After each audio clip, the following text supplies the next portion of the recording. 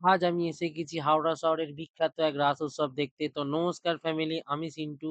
হাওড়া শহরের ছোট্ট একটা অ্যামাজনের স্টোরে ডেলিভারি করি।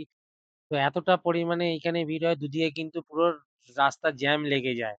তো এইখান থেকে শুরু হলো রাসমেলা। এইটা হচ্ছে কৃষ্ণ ঠাকুরের ১০ খানা অবতার পরিষ্কারভাবে সাজানো রয়েছে এখানে। তো চলো ভেতরে ঢুকে পড়া যাক। তো ভেতরে ঢুকে পড়লাম।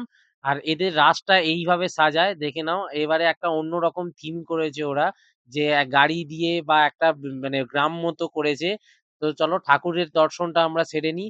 এই যে ঠাকুর দেখতে পাচ্ছ, ঠাকুরের এখন এই সবে পুজো চলছে। আর ভেতরটা এখন আ মোটামুটি শুরু হয়েছে। এখনো সেইভাবে লাস্ট কমপ্লিট চলছে।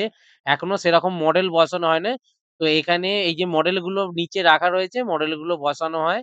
আর এই বাচ্চাদের জন্য এখানে কিন্তু একটা মেলাও মতো আয়োজন করা হয়েছে। তো জিলিপি কিনলাম, কিনে বাড়ি চলে এলাম। টাটা।